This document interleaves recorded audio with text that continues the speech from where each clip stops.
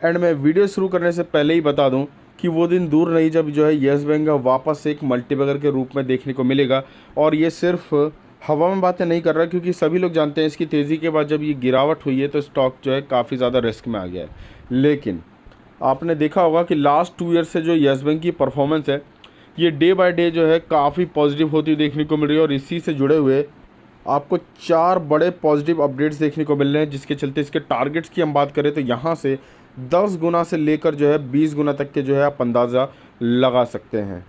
सो इसी के ऊपर जो अभी हम डिटेल में चर्चा करने जा रहे हैं। सो उससे पहले बता दूं, चैनल के ऊपर पहली बार विजिट किया हो तो सब्सक्राइब करके बेल आइकन को हिट कर देना एंड ऑल पर जरूर सिलेक्ट करना, ताकि डेली बेसिस पे जो भी हमारी वीडियोस होती हैं, अपडेट्स होते हैं, आप बिल्कुल भी मिस ना करें।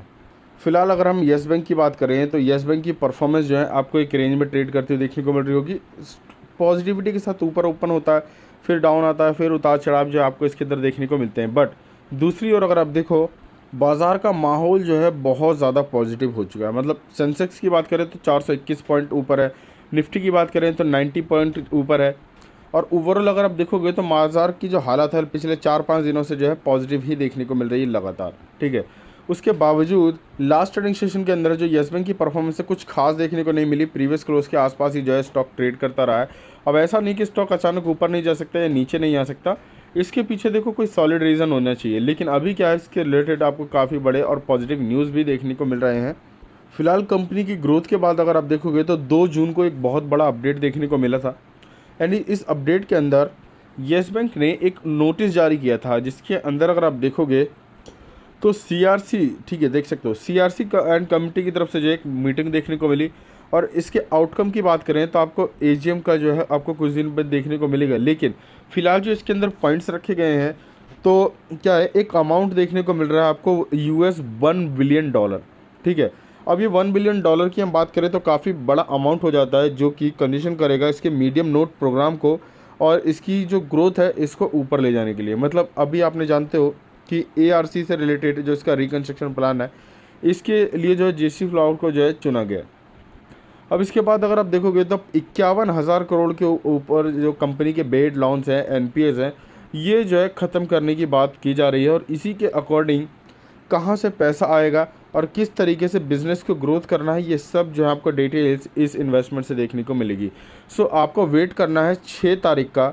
6 जून को जो है आपको एक और आउटकम देखने को मिलेगा, जिसके बाद जो है आप अंदाज़ा लगा सकते हैं कि ये वापस से 400-450 रुपये तक जो है ये बैंक कब जाकर खड़ा होगा।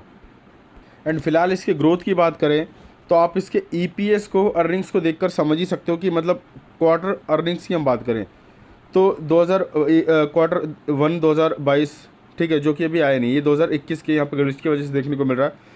क्वार्टर 2 के अंदर, क्वार्टर 3 के अंदर, क्वार्टर 4 के अंदर, ठीक है, देख सकते हो लगातार जो कंपनी के रिजल्ट रहे हैं, ईपीएस जो है मार्केट के एक्सपेक्टेंस से काफ़ी ज़्यादा बीट किया। मतलब 300%, 38%, 144%। एंड अभी लेटेस्ट क्वार्टर के अंदर देखोगे तो 108%।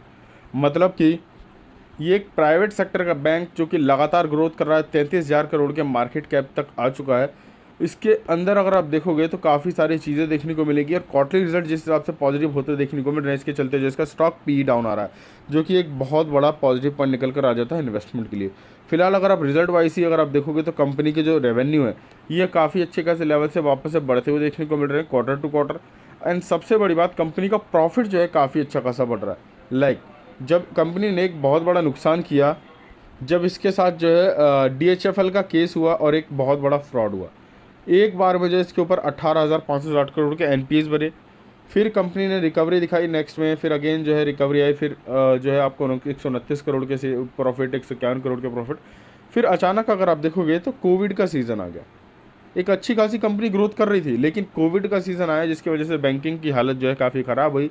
और इसके ऊपर तो ऑलरेडी बैड लॉन्स इतने हैं, जिसका इंटरेस्ट बढ़ता जा रहा था, इसलिए जो है इसका जो नेट प्रॉफिट था ये भी लॉस में चेंज हो गया और करीब करीब जो है 3800 करोड़ का कंपनी ने लॉस किया। लेकिन उसके नेक्स्ट क्वार्टर ही देखोगे तो कंपनी ने 207 करोड़ का प्रॉफिट किया, फिर 225-26 का, फिर 266 का, एंड अभी देखोगे तो 367 करोड़ का, 368 करोड़ का जो है प्रॉफिट निकल कर आता है।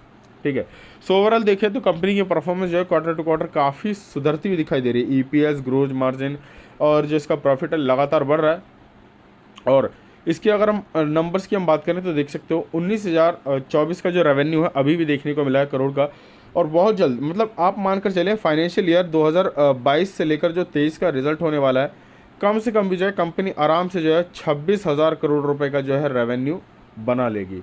और इतना बड़ा रेवेन्यू निकालती है तो कंपनी का जो प्रॉफिट होने वाला है आराम से, जो मतलब फाइनेंशियल ईयर 1066 का प्रॉफिट निकल कर आया अभी इस साल के अंदर, आप मानकर चलिएगा कि कम से कम भी जो है इस फाइनेंशियल ईयर के अंदर जो है 2500 से लेकर आराम से 3500 करोड़ रुपए तक के जो है प्रॉफिट बनते हुए देखने को मिलेंगे। और ये मैं ऐसे ही नहीं कह रहा हूँ, क्योंकि कंपनी जब तेज़ी पकड़ी थी, जब इसके अंदर गिरावट आई, तो काफ़ी सब लोगों ने जो है इसके अंदर एग्जिट करना चालू किया, और इसके एनपीएस के देखकर जो है इसमें से सभी ने एग्जिट किया। बट जिस हिसाब से कंपनी ग्रोथ कर रही है और इसके अंदर एफआईआईज डीआईज ने जो एंट्री ली है, लाइक इसकी जो हालात हैं ये सारे सुधर चुके हैं, और इसका बयान जो है खुद राकेश झुनझुनवाला की तरफ से जो है मिलता हुआ देखने को मिल रहा है। अब ये भी जो है अपना पोर्टफोलियो के अंदर जो है एक अच्छी खासी क्वांटिटी ऐड करते हुए दिखाई दे रहे हैं। ठीक है, सो कहीं ना कहीं ये एक बहुत बड़ा पॉजिटिव पॉइंट है, क्योंकि एसबीआई ने जब से इस बैंक को संभाला है, सिर्फ एसबीआई की बात नहीं करूँगा मैं, क्योंकि अगर आप इसके शेयर होल्डिंग पैटर्न के ऊपर नज़र डालें तो लोगों को लगता है कि इसके शेयर होल्डिंग पैटर्न के अंदर प्रमोटर के पास तो होल्डिंग ज़ीरो है, सो क्या ये कंपनी ग्रोथ करेगी। तो सबसे पहले आप ध्यान दीजिए कि कंपनी के अंदर एफआईएस का हिस्सा जो है लगातार बढ़ता दिखाई दे रहा है कंपनी के प्रॉफिट्स को देखकर। ठीक है, इस बार भी जो है काफ़ी अच्छा खासा हिस्सा बढ़ा है, और पब्लिक के साथ अगर आप देखोगे तो इन्वेस्टिंग जो है कम की जा रही है। दूसरी बात, अगर आप देखोगे इसके अंदर डीआईएस का निवेश, अगर आप डीआईएस के अंदर लिस्ट में देखते हो तो सबसे बड़ा नाम आता है स्टेट बैंक ऑफ इंडिया का, जिसके अंदर 30% की होल्डिंग है, और जो काफ़ी क्वार्टर से चली आ रही है, और इसको सेल करने की गलती नहीं कर रहे। आईसीआईसी बैंक ने जो है इसको काफ़ी अच्छा खासा फंड दिया, 3% की होल्डिंग है। Life insurance corporation of India मतलब एलआईसी की अगर आप ध्यान दें तो उन्होंने इस बार अपनी होल्डिंग काफ़ी अच्छी खासी इंक्रीज़ की है, 1.33% से बढ़ाकर जो है 4.98% तक जो है कर दी है। तो ये एक बहुत बड़ा पॉजिटिव पॉइंट निकल कर आता है, मतलब एलआईसी जो है इसके अंदर खरीदारी बढ़ा रही है, तो इसका आप अंदाज़ा लगा सकते हो कि फ्यूचर में जो इसकी वैल्यू है ये कहाँ तक जाती हुई देखने को मिल सकती है। एक बहुत बड़ा मौका है इस पेनी स्टॉक को खरीदने का, आने वाले फ्यूचर में आपको 10 से लेकर 50 गुना रिटर्न कमाने के लिए। फिलहाल येस बैंक की तरफ से एक बड़ी न्यूज़ देखोगे तो येस बैंक के बोर्ड ने अप्रूव किया है buyback overseas bond up to $200 million. ठीक है, अब देखा जाए तो वैल्यू काफ़ी बड़ी है, और येस बैंक के इस बायबैक से जो है काफ़ी जो है पैसा जो है लगेगा, बट कंपनी को फ़ायदा कितना होगा, प्रॉफिट कितना होगा, आप ये भी ध्यान दीजिए, मतलब बॉन्ड के इंक्रीज़ होने के साथ। अभी येस बैंक ने जो प्लान किया है बायबैक का ओवरसीज़ बॉन्ड के ऊपर, जिसकी वैल्यू करीब $200 मिलियन है। अब इसका जो नोट प्रोग्राम है ये आपको मीडियम टर्म के लिए देखने को मिलेगा सबसे पहले। ठीक है, और जो प्राइवेट सेक्टर है जो इसके जो परचेज करते हुए देखने को मिल रहे हैं इसके फंड को, इसके बॉन्ड को, तो येस बैंक ने अप्रूव किया है रिकमेंडेड जो है tender offer to repurchase these 100% of principal amount of tender during the early tender of the period. So देखा जाए तो एक बहुत बड़ा न्यूज़ है। और साथ ही साथ फरवरी 2018 की बात करें तो बैंक ने रेज किया था $600 मिलियन का जो है इंटरनेशनल कैपिटल मार्केट, एंड इस बार जो है आपको इसमें भी जो है 3 गुना जो है बढ़त देखने को मिलने वाली है। एंड इन्हीं बेसिस पे अगर आप इसके वॉल्यूम्स की तरफ अगर आप ध्यान दें तो 3 करोड़ का कामकाज देखने को मिल चुका है सिर्फ एनएससी के अंदर। बीएससी को भी अगर मिला लेते हैं तो करीब करीब जो है 4.5 करोड़ के आसपास जो है कामकाज देखने को मिल जाएगा, और डिलीवरी जो है आपको लगातार बढ़ रही है। फिलहाल 4 मई का जो है आपको एक बहुत बड़ा अपडेट देखने को मिला था, जो कि MCLR से जो है देखने को मिल रहा था 10 से 15 बेसिस पॉइंट जो है अक्रॉस टेनर जो है आपको सेमिंग देखने को मिल रही थी इसके प्रॉफिट्स के अंदर। एंड उसके बाद जो इसके सेंटिमेंट्स काफ़ी अच्छे खासे देखने को मिले थे, और अभी भी जो इसका सेंटिमेंट्स काफ़ी पॉजिटिव है। लगभग अगर आप देखें तो 81% लोग जो इसके अंदर खरीदारी करके होल्ड करने की सलाह दे रहे हैं, और गिरावट की बात करें तो मात्र 19। न्यूज़ की बेसिस पे बात करें, फ्यूचर प्लान्स को लेकर चलें, या फिर हम बात करें इसके टेक्निकल्स को, तो अच्छी खासी पॉजिटिविटी देखने को मिलती है इसके अंदर। आप डेफिनेटली बाय करके होल्ड कीजिए।